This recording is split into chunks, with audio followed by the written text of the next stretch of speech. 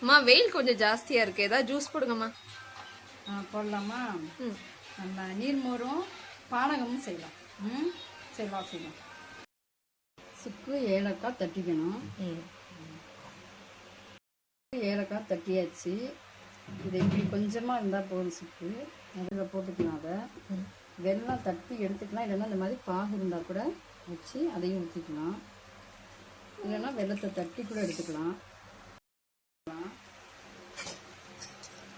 ஒரு 2 டம்ளர் தண்ணி ஊற்றிக்கணும்.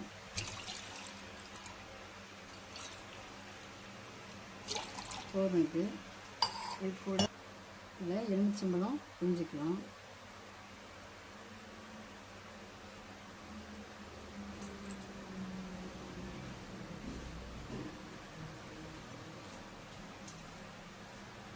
அவ்வளோதான்.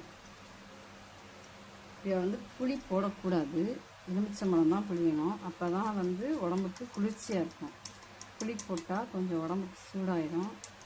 அதனால் வெறும் எலுமிச்சம்பழம் மட்டும் புளிஞ்சிட்டு நல்லா இதை ஒரு இதில் ஆற்றி எடுத்துக்கலாம். அந்த டம்ளர்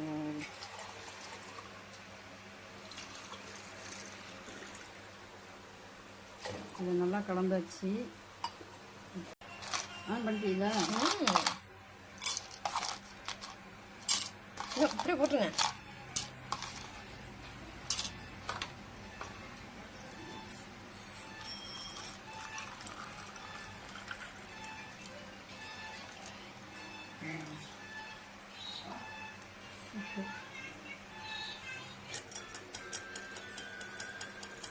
ஓகே, சூப்பராக இருக்குது. வெயில் குடித்தா நல்லாயிருக்கும். குடித்தா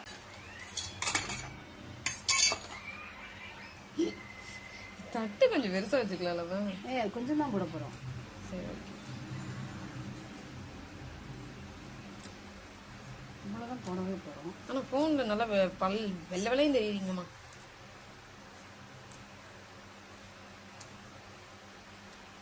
ஐயோ, பத்மா பார்த்தா ஒரு மாதிரி ஏறுவாளே. நான் வெளியே தெரிஞ்சேன்னா போதும். ஒரு டம்ளருக்கு இவ்வளோதான். ஓகே,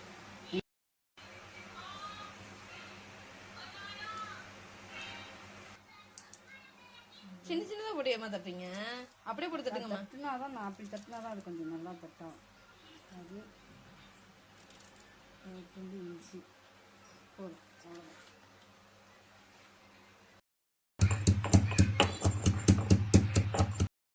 தயிரும் மோரும் மிக்ஸ் பண்ணியிருக்கோம். இப்போ அதை வந்து அடிக்க போகிறோம். இப்போ நத்து வச்சு அடிக்க போகிறோம்.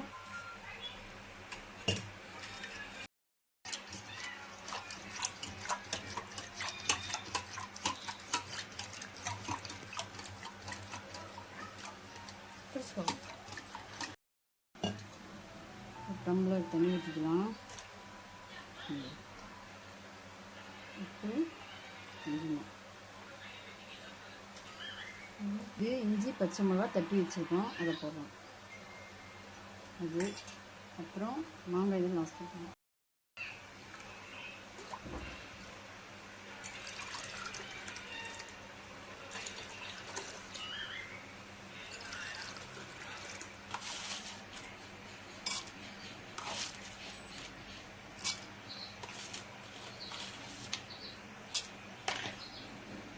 இப்போ இந்த மோரை இதை ஊற்றிடலாம்.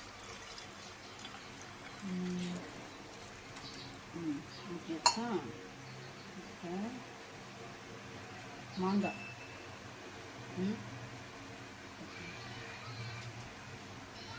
கொத்தமல்லி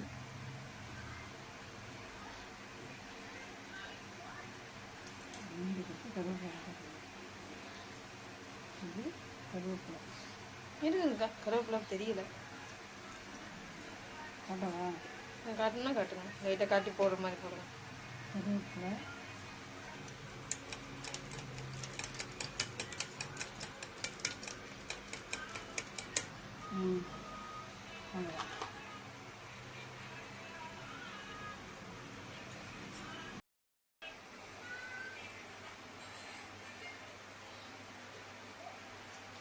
சூப்பராக இருக்குப்பா. நல்லா இருக்கு.